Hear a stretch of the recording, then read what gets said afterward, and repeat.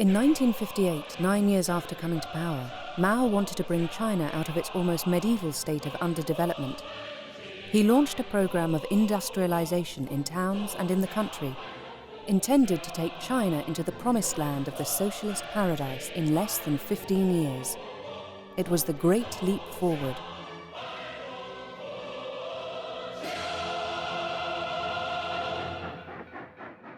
But the crazy dream became a nightmare and dragged 650 million Chinese people into hell.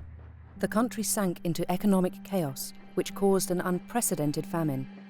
The terrible death toll was around 45 million.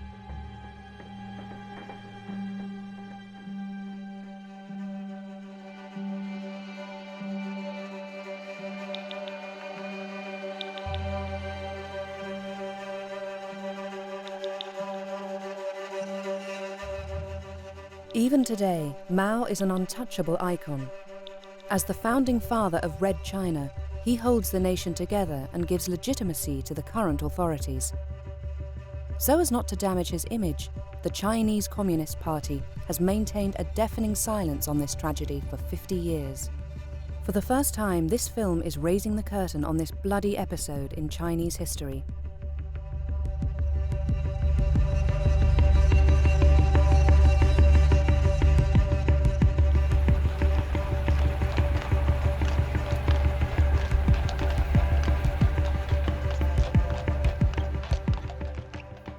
Getting the few witnesses to talk about the period and trying to reconstruct the memory of the Great Famine is not without danger.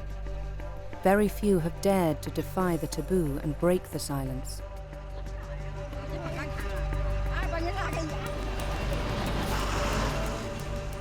Zhe Sun, a young historian from the University of Hong Kong, felt she had to take on this task. Over 4 years, she crisscrossed the Chinese countryside to collect the testimony of survivors of this terrible tragedy. As soon as I think about that time, my legs start to shake and I feel a great sadness. I prefer not to think about it, because I feel pain when people talk about it. Among the people she talked to, many had never had a chance to tell their story, and some survivors are very elderly. So Zhu Chun's task was an urgent one. For her, it isn't only a duty of memory, it's also a personal story, since several members of her family died of starvation during the Great Leap Forward.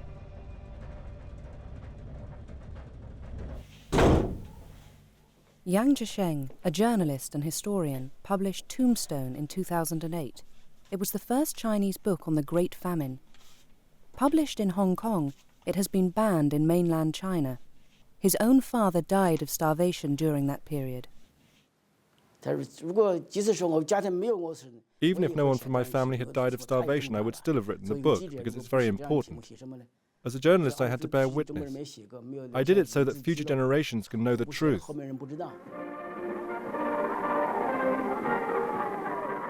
To understand how the Great Leap Forward caused the death of tens of millions of people, we must go back to the origins of the communist regime, the taking of Beijing by the Red Army in January 1949.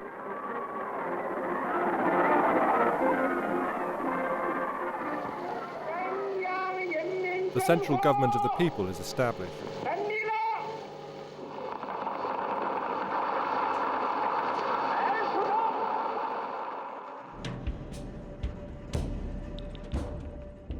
For Mao, who wanted to make a clean break with the past, the task was huge. He had to overcome the traditions, the mindsets, the archaic ways of life of an old-fashioned society. He also had to stamp out the endemic famines and their processions of misery. The Chinese expected a lot from their new regime. They had heard the communists promise to build a fairer society. To realize his plans, Mao went to Moscow to ask Stalin for economic help and to consolidate the strategic alliance with the USSR.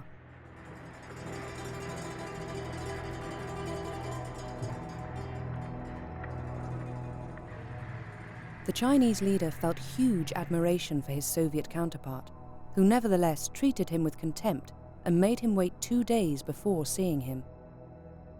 The two countries signed a treaty of friendship.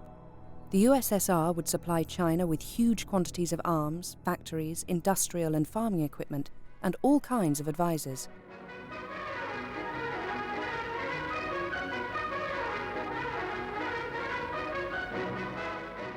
This treaty sealed China's dependence, as the aid didn't come free.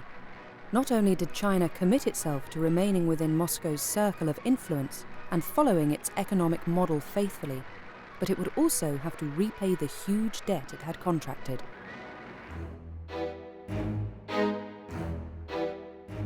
As the first step towards the Soviet model, less than a year after coming to power, the Chinese communists started a massive reform of agriculture. It affected half of all cultivated land and benefited 300 million poor peasants.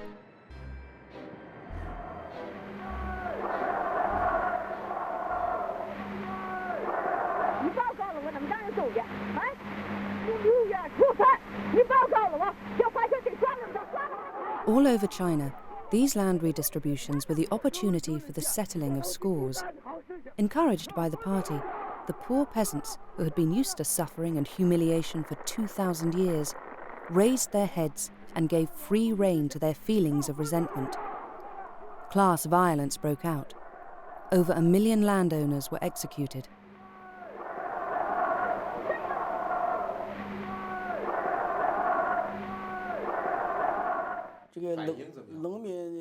The Chinese peasants had their best 2 years between 1950 and 1952, just after the land distribution and the agricultural reform. In 1950 they were still poor, but life quickly improved from 1952. In my home region we were farming land which was ours, and we had enough to eat. We gave part of our harvest to the state, and we kept the rest for ourselves. That was plenty. I was young at the time, but I could feel that life was improving. The villages organized all sorts of artistic activities during the new year, but later all that was stopped.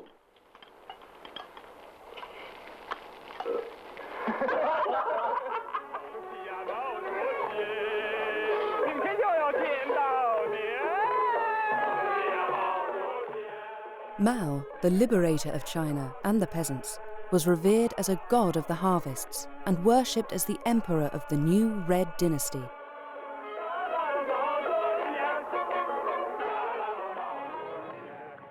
But from 1953, these land redistributions made Mao fear the reappearance of a class of small landowners. So, on the model of the Soviet kolkhoz, the party persuaded the peasants to combine their plots into collectives of up to 50 families. This new step was greeted with mistrust, as it meant they had to return the land they had been given 3 years earlier to the community. In spite of everything, Mao still judged the Stalinist model as the ideal, even though the Soviet tyrant died in this same year, 1953. Then, an extraordinary event shook the socialist world.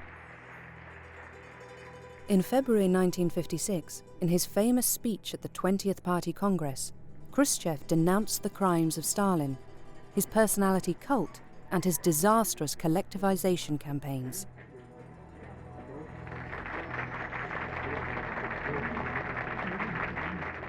As a result, in China, the Stalinist model praised by Mao was withdrawn.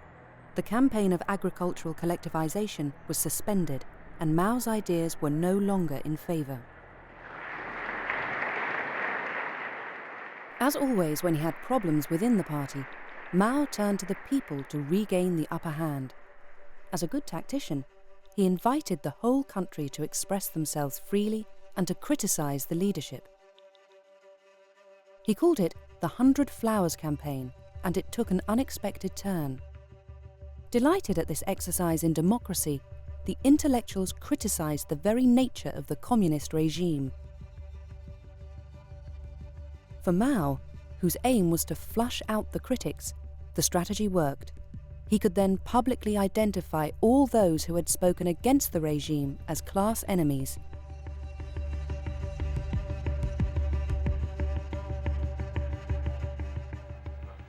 You're wrong! What are your political opinions? Do you realize what you're saying? Are you a teacher of the people or not?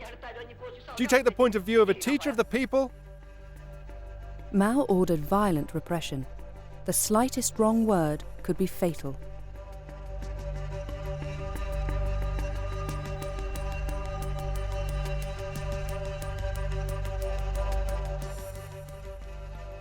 Between 500,000 and 1 million people, mostly teachers, were labelled as rightists and deported to forced labour camps where many died of starvation. 3,000 of these dissidents were sent to the Jibiango labour camp on the edge of the Gobi Desert, a so-called re-education camp. Oh, if only you knew. So many of us died. In all, 70% of the camp's population. At the time, we slept on the bare ground, in holes we were made to dig. The dead were put into big trucks and transported into the desert. They were covered with a thin layer of sand, and over time their skeletons gradually came back to the surface.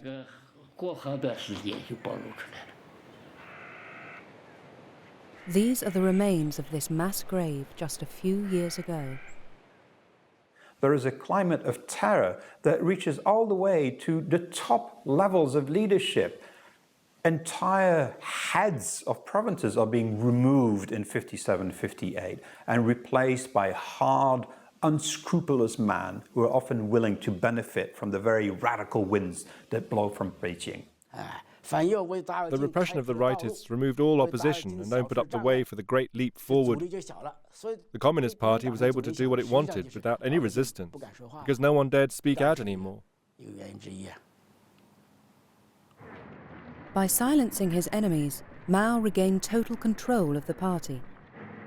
He returned to Moscow in November 1957, but his long-standing ally became his main rival.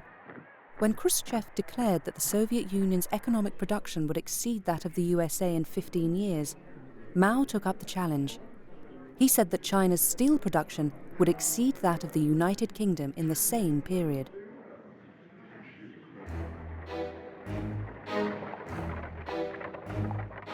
"100 million peasants were recruited from all over the country to work almost with their bare hands on building projects on an epic scale, constructing roads, railways, dams and canals. For Mao, there was no doubt. The great leap forward to a communist society had really begun. The slogan "Dare to think, dare to act" became the official line of the party.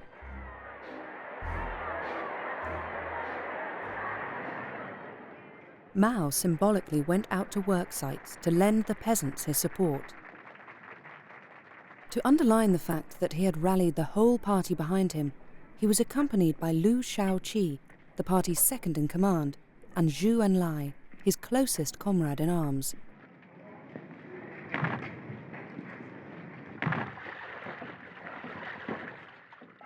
Liu confirmed his support for Mao by saying, "Hard work for a few years, happiness for 1,000.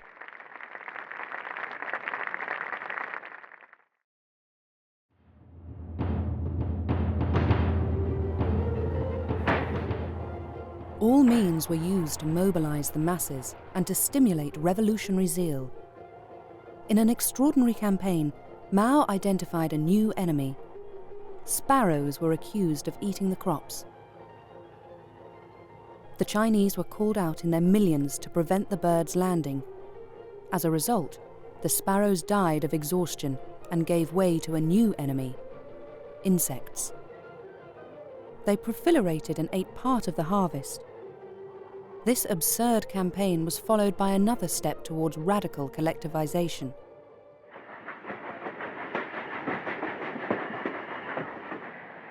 During a journey, Mao saw a banner in a field praising the merits of the first experimental people's commune set up in Henan province. He declared with enthusiasm, "The people's commune will be the bridge that will carry China towards the socialist paradise."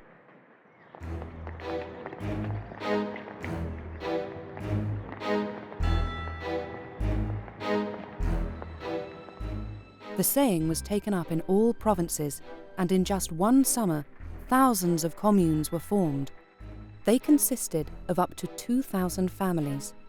There were even plans for enormous communes, combining up to 10 or 20,000 households, which would be headed by cadres who were totally dedicated to Mao.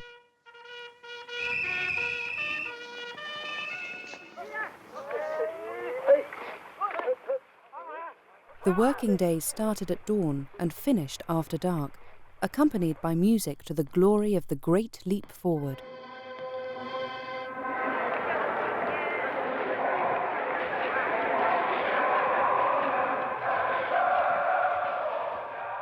As the basic unit of the future society, the commune experimented with a completely new way of life. Here, everything was designed to immerse the individual in a collective life geared towards production. All private property was abolished. Houses, animals, land and production tools became collective property. Nurseries and free, compulsory schools liberated women from their maternal duties so they could work in the fields.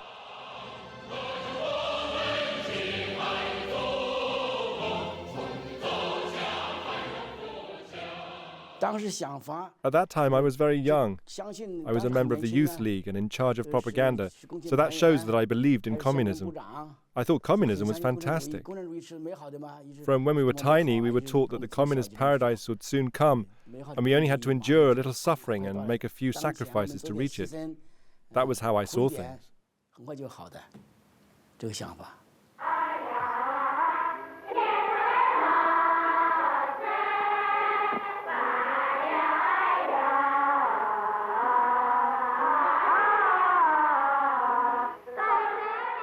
The family unit disappeared, and children were made to live by the new rules of collective life. The individual was nothing more than a cog in a big machine.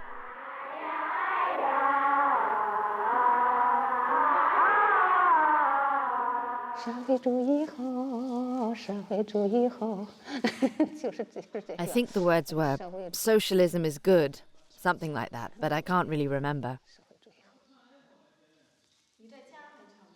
Did you sing different songs when you were at home? We only sang in school. Outside, life was very hard. There was never any let-up. Why would we want to sing?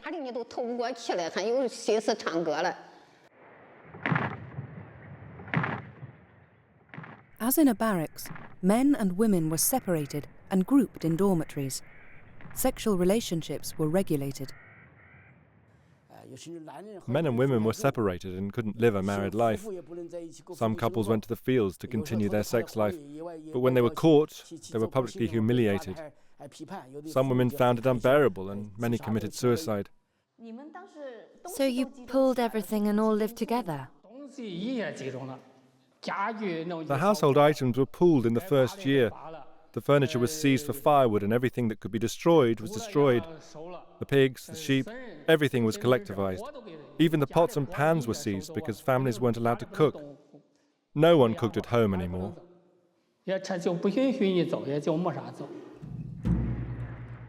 The aim was to force the peasants to take their meals in the commune's collective canteens. In some of them, they even abolished money. A system of work points was established. Food was distributed according to merit, i.e., each person's capacity to fulfill the production objectives. The notion of wages disappeared.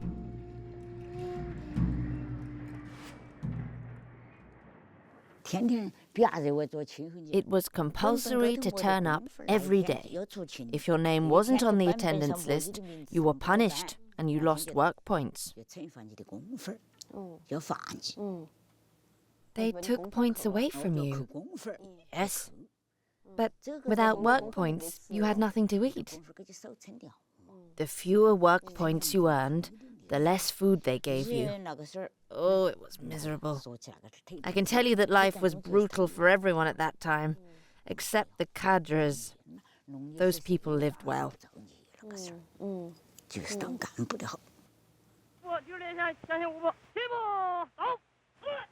Kill!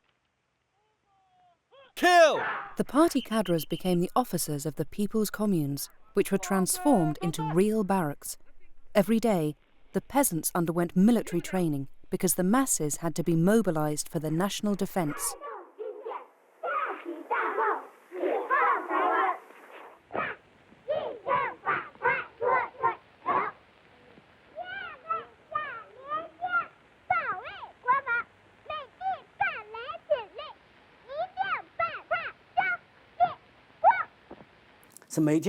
Every morning, the peasants gathered at the entrance to the village and waited for the group leader to allocate the tasks. At the end of the day, the leader shouted, "Work's over!" and the peasants went to eat. They weren't motivated and productivity was very low. That was one reason why productivity didn't increase. In the people's communes, peasants had no right to free speech. Their skills weren't taken into consideration anymore. Everything was decided by the authorities who mostly knew nothing about the subject. They decided everything. The distance between each rice seedling, the type of seed, the amount of fertilizer to be used. Land suitable for one type of crop was used for another. As a result, the peasants became totally demotivated, and poor harvests caused the first food shortages. But Mao always wanted more. To increase agricultural production, he made communes compete against each other. The ones that recorded the biggest harvests were rewarded in ceremonies organized by the party, while the inhabitants of the communes were terribly short of food. This was a world where achieving record production, called launching a satellite, went hand in hand with announcing falsified figures. The cadres were caught up in an escalating spiral.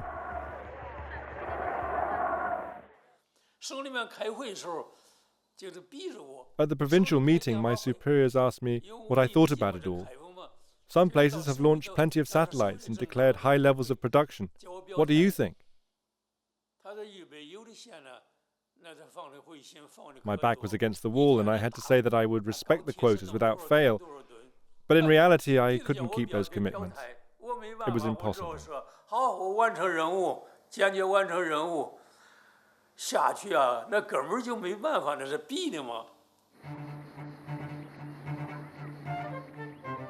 They showed Soviet advisors a field of wheat where the ears were so extraordinarily close together that they supposedly supported the weight of 6 people. The photo was on the front page of the People's Daily. Everyone was fooled, and those who weren't were too scared to say it was a con. Lying became common at all levels of the hierarchy. The figures for agricultural and industrial production were falsified throughout the country to meet and even exceed the targets set by the party.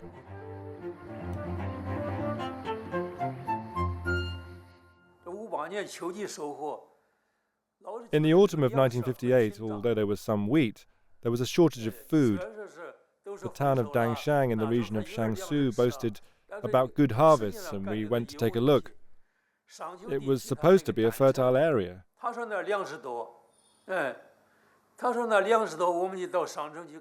Everyone who went quickly realized that it was all nonsense.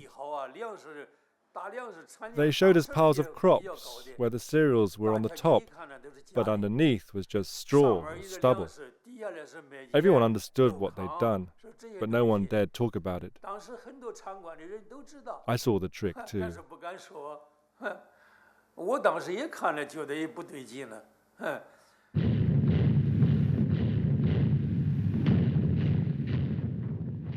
As a consequence of these exaggerations, the tax paid in grain by the communes was calculated on a false basis. In some regions, the result was that the state demanded almost all the amounts really harvested. To make matters worse, the spring harvest in 1959 was disastrous.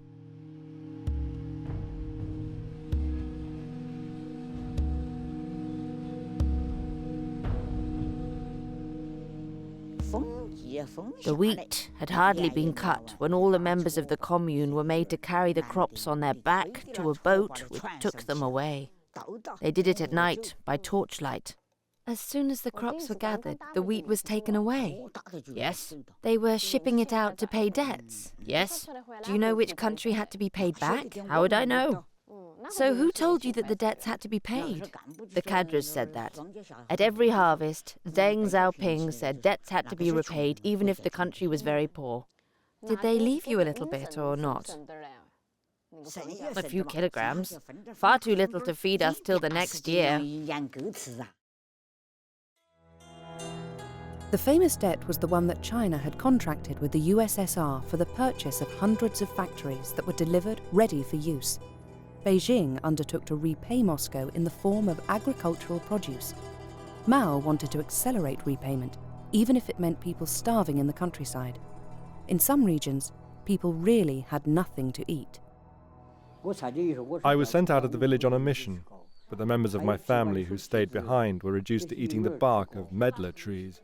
Tree bark? Yes, tree bark. They ate the roots of banana trees too, anything they could find. People also ate mud, a sort of white mud. Stems of rice too. We were so hungry that we filled our stomachs with whatever we could find.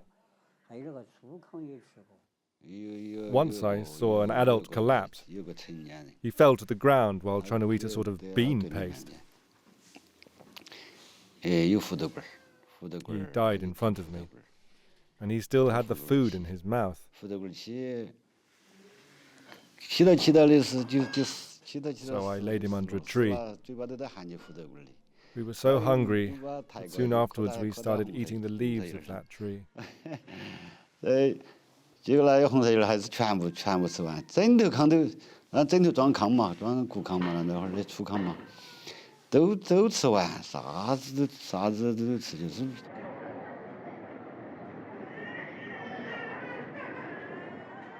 In other provinces, the shortage of food gave the cadres who distributed it the power of life or death over the inhabitants of the commune. In theory, peasants were entitled to 250 grams per day, but the cadres allocated themselves much more. They were so corrupt that they stuffed themselves shamelessly. Those who didn't get on with the leader of the production team or those who disobeyed his orders were starved to death.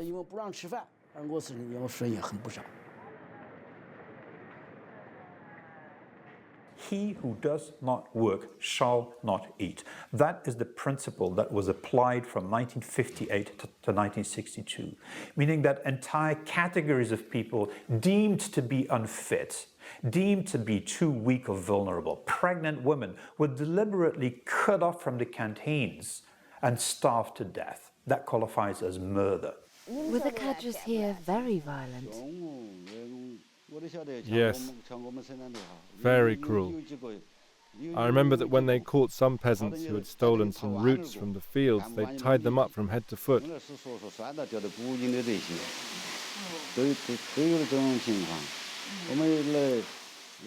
In village number 8, one violent cadre beat several people to death. The collective canteens became a sort of weapon in the hands of the cadres who managed them.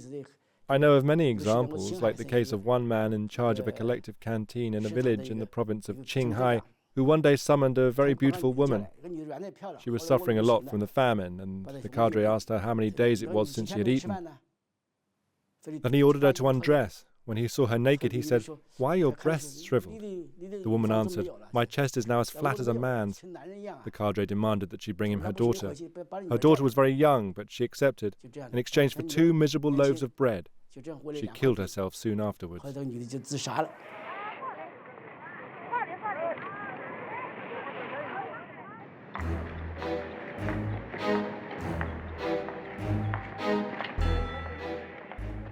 In the spring of 1959, Mao's frenzy took another form.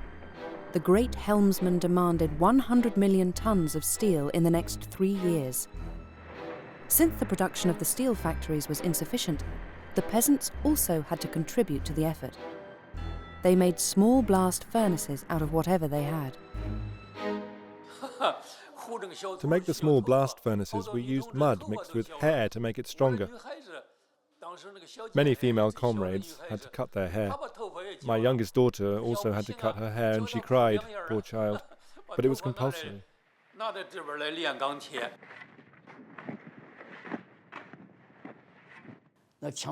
Nearly all the trees in China were cut down for fuel. Forests were razed and people had to melt down pots and kitchen utensils. Even school bells, ironwork on doors, everything was melted down. And all the press rejoiced. The population was used in an absurd way. Anyone did anything. Society as a whole fell into a sort of indescribable madness.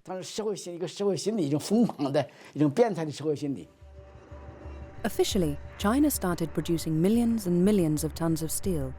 In reality, all that came out of these foundries was an unusable metal.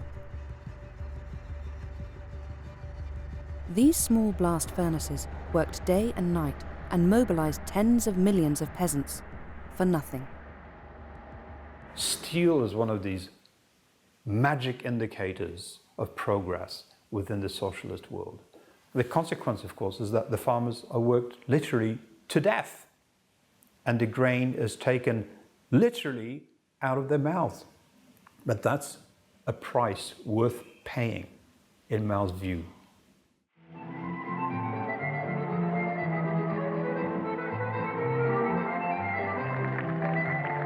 Here was the top leadership meeting in Shanghai, dining, drinking wine, buying cheap cameras, being entertained.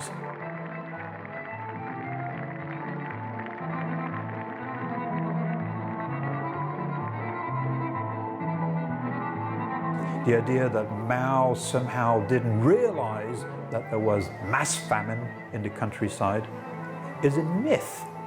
It's a complete myth.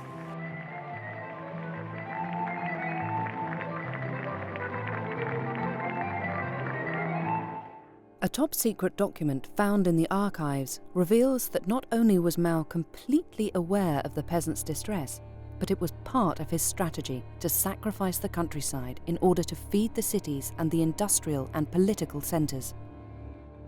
It's a report on the debates in a Politburo session dated 25th of March 1959. Mao stated, "When there is not enough to eat, people starve to death. It is better to let half of the people die so that the other half can eat their fill." And at that very same conference in Shanghai, he actually orders procurements of grain to be increased to 1/3, an unheard of level. He says it very clearly. He says, if you take up to 1/3 of the grain, the farmers will not rebel. He makes available thousands of trucks to go and carry out that task. In July 1959, Mao gathered the leaders of the party in Lushan, far away from Beijing. The original objective of this conference was to correct the increasingly apparent issues with the Great Leap Forward. The famous Marshal Peng Dehae was the only one who dared express himself in an open letter to Mao. The son of a peasant, he was upset by the destruction in people's lives caused by Mao's policy. He begged him, "Please think of the people." This was an insult to Mao. He forced him to resign from his post as Minister of Defense. This episode marked a tragic reality. No one else would dare to defy Mao as he persisted. The years that followed were terrible.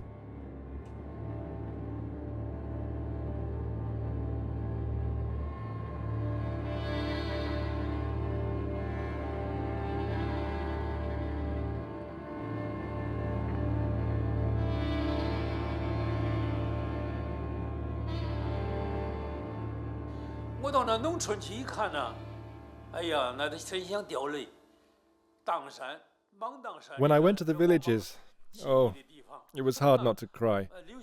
In Mangdangshan, to the north of Yongcheng, as soon as we arrived, we saw the houses were empty, totally deserted. People were lying on mats with empty stomachs and their bodies swollen from lack of food. We could see they were dying of starvation. It was obvious.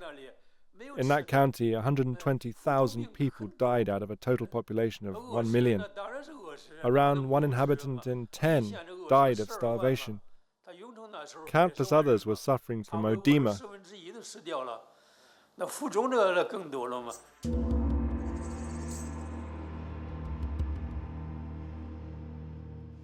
Can you imagine what it's like to starve to death? To spend your days with nothing to eat? You got very thin, and as you got thinner, at a certain point you had swellings. You'd be so swollen that it scared people. You had bruises all over your body. And in those cases you shouldn't eat salt. But many people stole salt to eat in secret. Were you there when your grandparents died? Yes. What did they die of? They died of starvation, of constipation after eating mud to ease their hunger. We didn't even have a coffin to bury my grandfather in, so we buried him directly in the earth.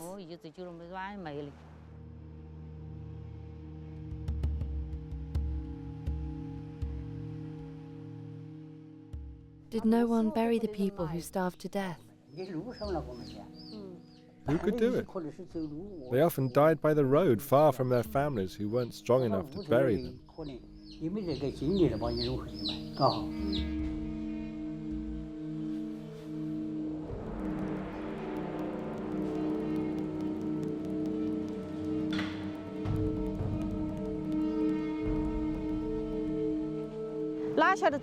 I was walking along the river when I accidentally stepped on the belly of a dead body.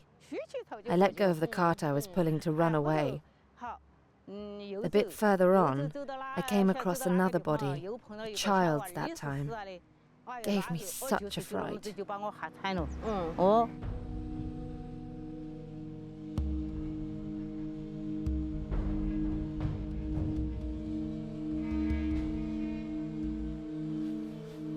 The most shocking part of all this is that the population wasn't starving to death because of a complete lack of food. The state's granaries were full. In the time of the dynasties, when there were famines, the emperors opened the reserves and distributed the food to the people in distress. Conversely, the leadership of the Communist Party, a regime that claims to serve the people, refused to help the people who were starving and didn't open up the granaries that were full. That really astounded me. Whole populations were camped around the granaries. They begged, "Communist Party, give us a little food." They begged until the starvation finished them off. It was unimaginable.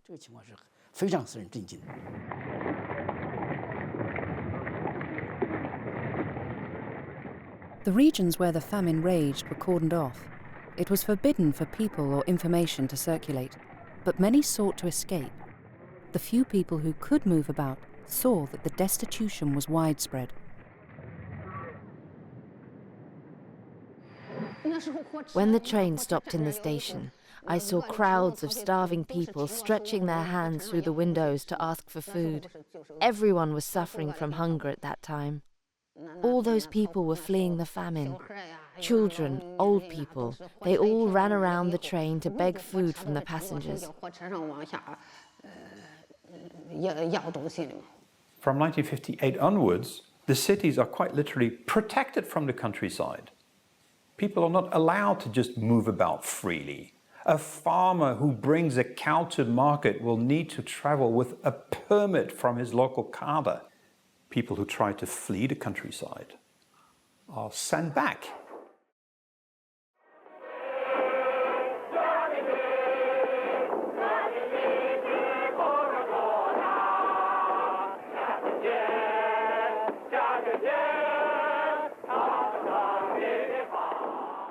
Mao's radical methods caught the attention of his Soviet counterpart, Nikita Khrushchev, who was informed by his advisors on the ground.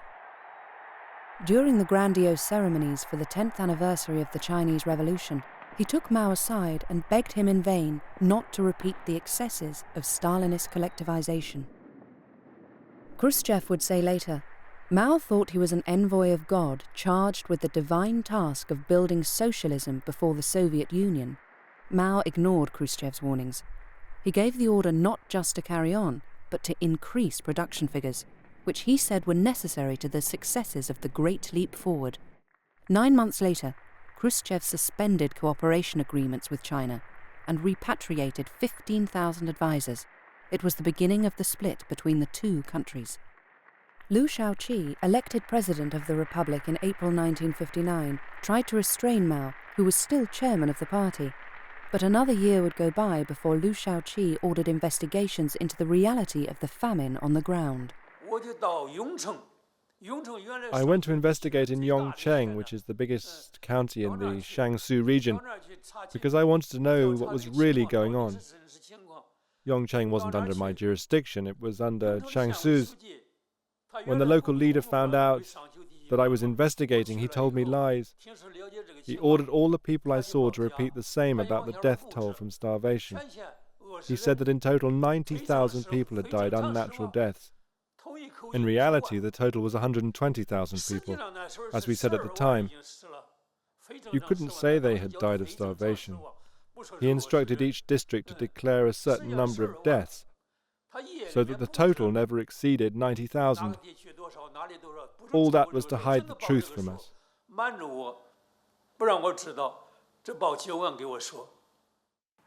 3 high-ranking officials started investigations. They came to a result of several tens of millions dead from starvation. They wrote a report for Mao and Chu Enlai, but Chu Enlai immediately told them to destroy it and not to talk about it. A few days later, Chu even called them to make sure the report had been burned. At the University of Hong Kong, Xu Jun is working with Frank Dakota, who has accessed certain testimonies from those investigations. These documents show terrible realities, which confirm the report of these 3 high-ranking officials. There's a very detailed report by a high-ranking military who goes back to his home village in Hunan. And he sees that the graves in the fields have been tampered with. They've been opened. There are no bodies inside. So he wonders what is going on. It's a rainy day. He sees the house of the local party secretary, the smoke coming out. He walks up to the house, opens the door. He sees 4 large pots in which body parts are being boiled down. And it turns out that the local party secretary has decided that you can actually recycle human bodies, simmer them, and then use it as fertilizer on the fields. During the Great Famine, thousands of cases of cannibalism were recorded in official reports.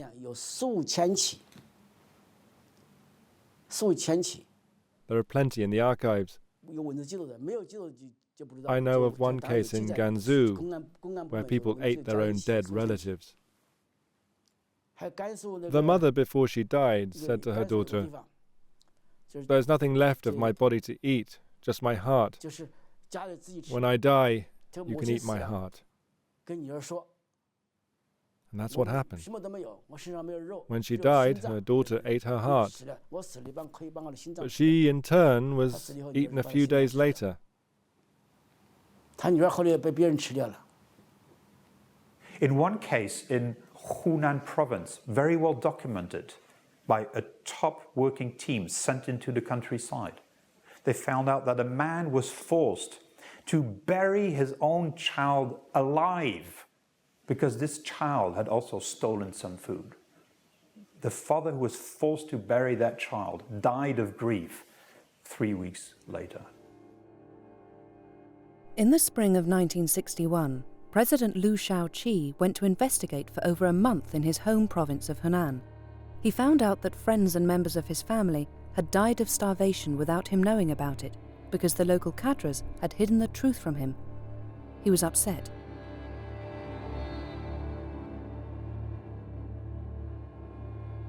For Liu, the great leap forward had to be stopped. But it was only in 1962 that the party brought together 7,000 cadres from all across the country to put an end to the crazy undertaking of the Great Leap Forward. Liu Shaoqi said that the party was largely responsible for the famine. He contradicted Mao on that issue because from the start, Mao had estimated the harmful aspects of the party's policy to be only 10% of the reason for the famine. Although the famine continued to claim victims until the end of 1962, the situation slowly improved with the re-establishment of farming on privately owned plots of land and free markets.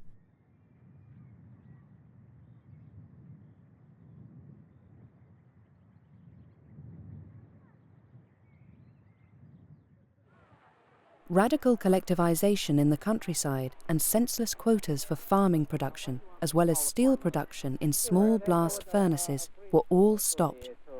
The Great Leap Forward was over. But I have called the foreign minister here, Mr. Tavish has, and has got permission to photograph freely in Peking. And I think that if this information were communicated to the people whose permission you are asking on, the world knew nothing about these 4 years of tragedy. The regime at the time put everything in place to hide the truth at all costs. There were Western journalists working at the New China Agency. They translated our articles into English. In the 1960s, these foreigners regularly took their holidays in the province of Anhui. Everything was arranged for their arrival. The shops around where they were staying were filled up with food. Stylishly dressed girls were conscripted to canoe on the lake close by. The staging was magnificent, and the foreigners wrote articles when they returned, swearing that there was no famine in China. Everything was staged to make the Western journalists believe that China was a paradise of virtue and plenty. In the same way, foreign political leaders were taken in. Returning from China in 1961, François Mitterrand described Mao as a humanitarian and certainly not a dictator. He said Mao had assured him, "The Chinese people are not on the verge of famine. I repeat, in order to be clearly understood, there is no famine in China." It was an enormous lie.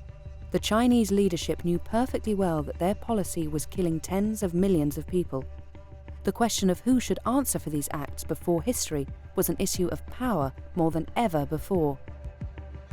Liu Shaoqi was called to see Mao Zedong by a swimming pool. And Liu Shaoqi made a mistake when he said, "You and I are responsible for the famine. And all of it, including cannibalism, will go into the history books. History will judge us." At that point in time, I think Mao already sealed the fate of Liu Shaoqi and thought, this man is my worst enemy. Mao didn't want to be placed in difficulty by this subject or by others. So to regain power once more, he led the Chinese youth into the movement of the Cultural Revolution against the party bureaucrats.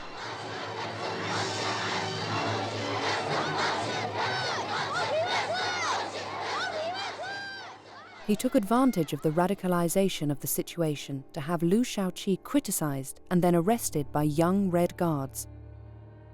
Imprisoned and without medical care, Liu died in a cell in 1969. From then on, no one would dare speak of the Great Famine again and of Mao's responsibility in this tragedy. Who is responsible for what happened?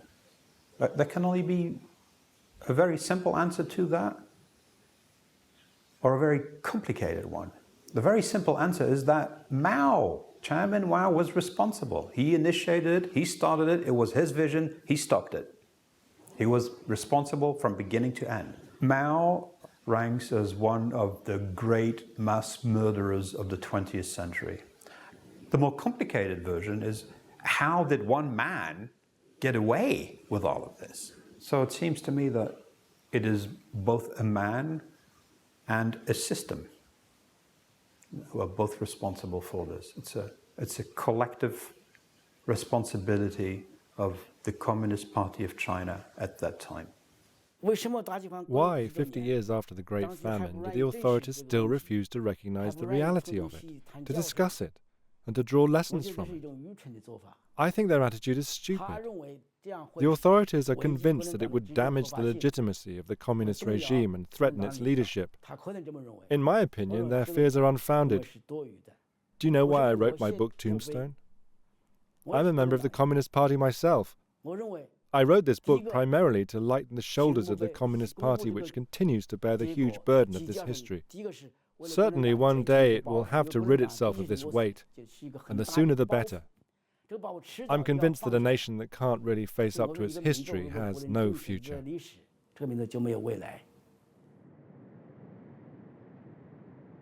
When Mao died in September 1976, he left behind a country in ruins. The nation paid tribute to the great helmsman in a grand funeral, but in the gathered crowd, many must have been thinking about their loved ones who died in the Great Famine. Today, the figure for the death toll still divides historians. Yang Zhisheng estimates that the 4 years of the Great Famine killed at least 36 million people. Frank Dakota estimates the death toll to be at least 45 million. Other Chinese historians put forward the figure of 55 million, almost the same as the total number of victims in the Second World War.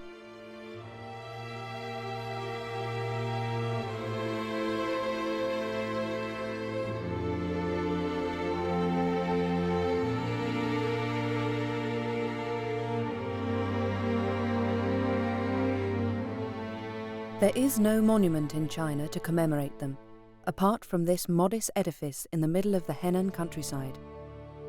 It was put up a few years ago by a peasant who defied the silence that the communist leadership has always imposed on this unspeakable Holocaust.